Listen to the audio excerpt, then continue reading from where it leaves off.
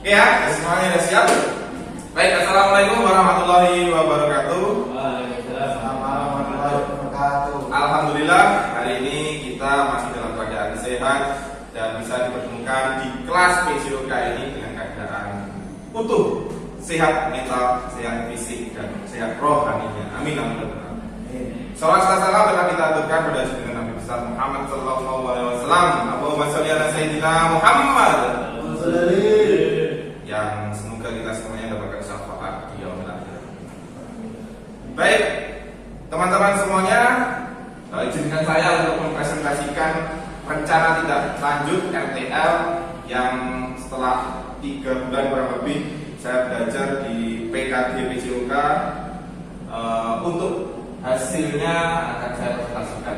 Nah, di sini langsung saja judulnya yaitu gerak bersama meningkatkan kebugaran dan keterampilan fisik siswa melalui aktivitas PJOK dengan senam tabata. Jadi latar belakangnya kita lanjutkan teman-teman. Kita tadi jeda adzan sebentar ya, kita harus menghormati setiap adzan. Jadi adab yang baik ketika menjadi guru dan dicontoh oleh adik kita. Baik, kita lanjutkan ke latar belakang. Kembali lagi ya, kita ulang.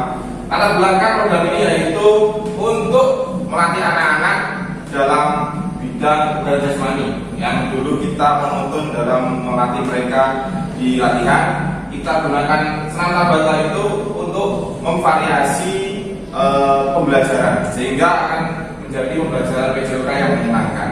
Dengan apa? Dengan gerakan diiringi musik. Itu latar belakangnya. Lanjut. Ya. Tujuan program ini yaitu 1.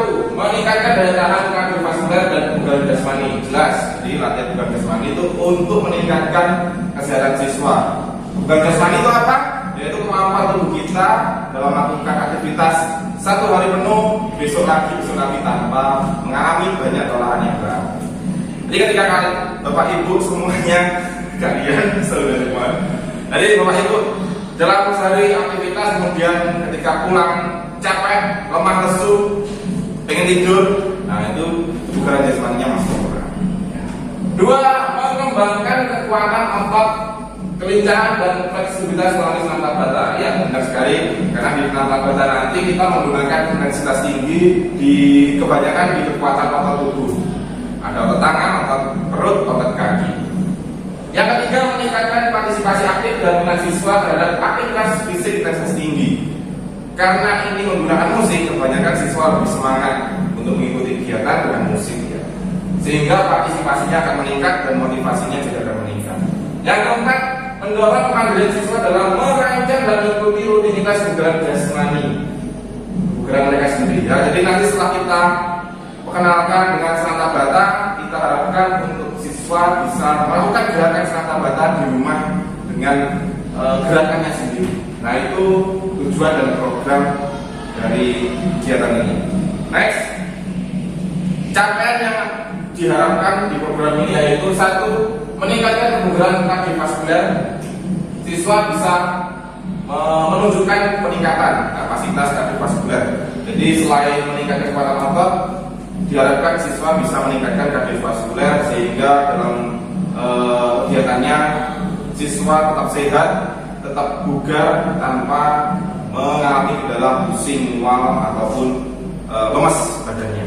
2. Kekuatan dan kelincahan siswa mampu melakukan gerakan tabata dengan teknik yang baik dan menunjukkan peningkatan kekuatan. Nah, setelah mereka belajar senam tabata dengan latihan kebugaran jasmani, mereka bisa meningkatkan kemampuan tubuhnya.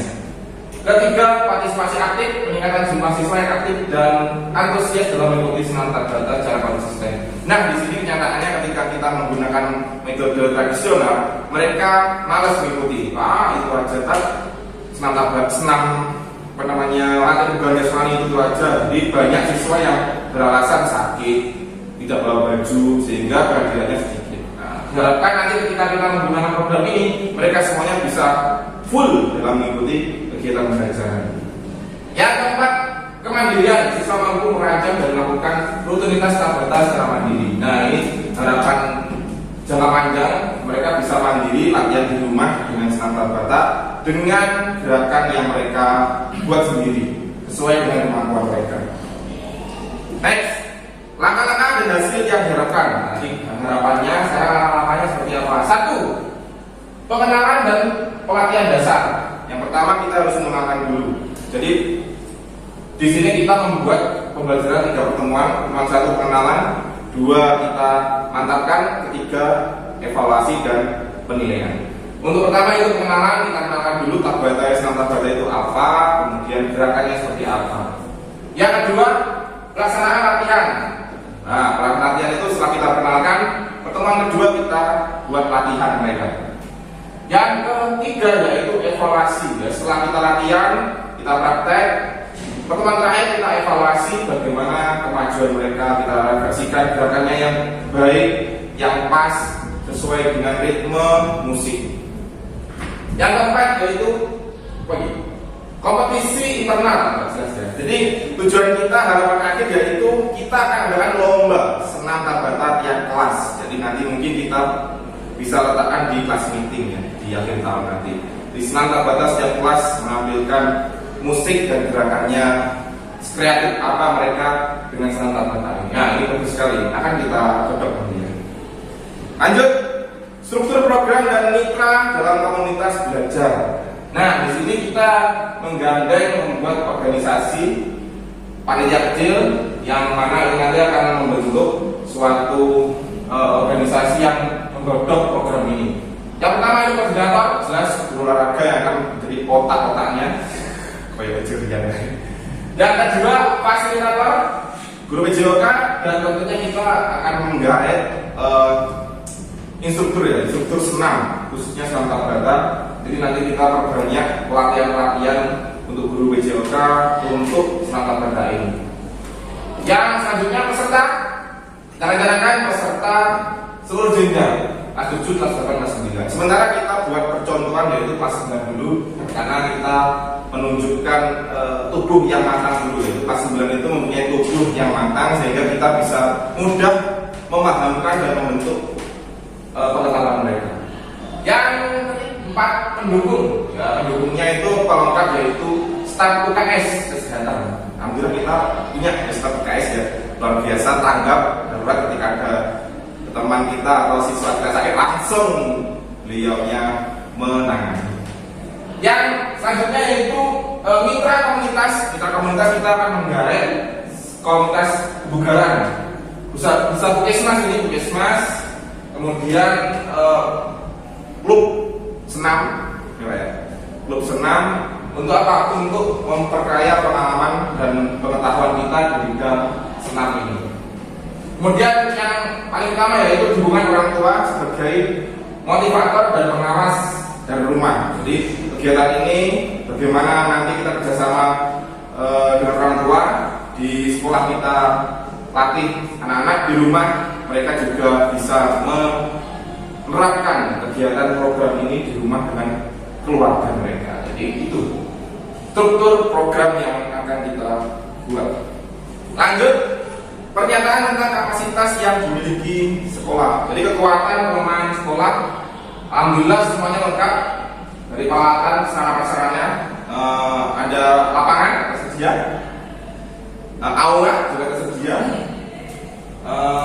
musik, sound system tersedia, mic tersedia, semua tersedia. Alhamdulillah untuk kekuatan-kekuatan sekolah sudah dimiliki oleh sekolah. Tinggal kita nanti kerjasama dengan pelatih.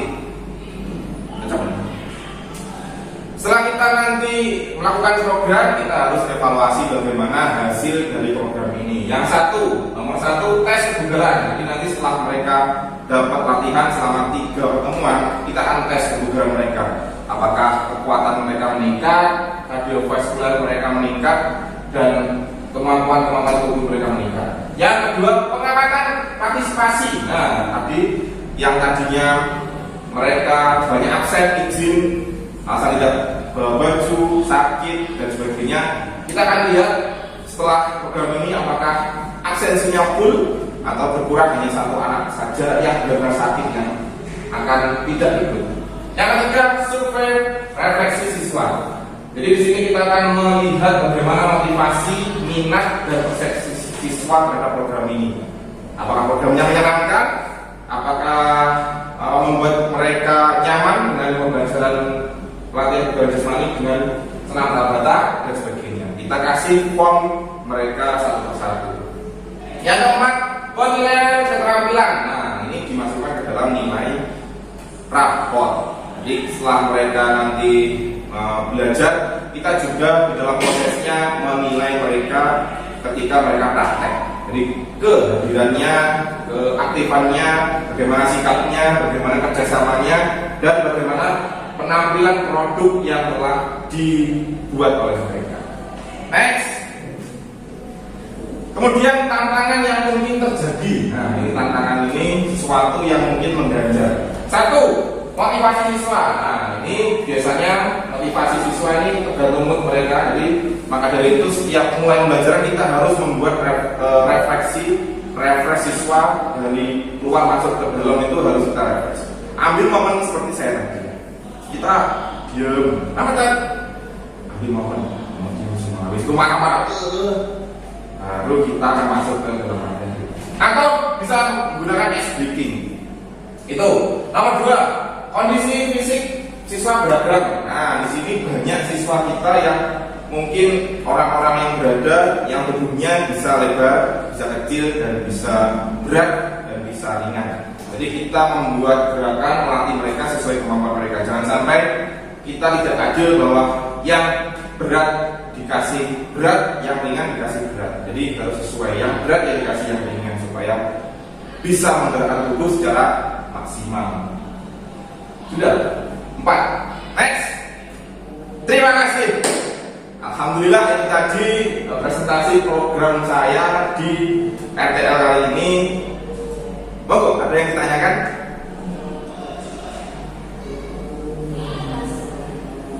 Pas? Berarti sudah siap kita akan membuat program ini ya. Tinggal kita akan berkomunikasi dengan pihak-pihak tadi, guru PJOK, orang tua, para sekolah tentunya persetujuan dan klub atau pelatih, sehingga nanti kita bisa bergerak bersama. Baik, kalau tidak ada yang tanyakan, terima kasih semuanya sudah perhatian dengan presentasi saya. Semoga bermanfaat dan kita tutup dengan bacaan alhamdulillah dan doa tutup majelis. Alhamdulillahirabbil alamin. Subhanallahumma wa bihamdika asyhadu an la ilaha illa anta astaghfiruka wa atubu ilaik. Assalamualaikum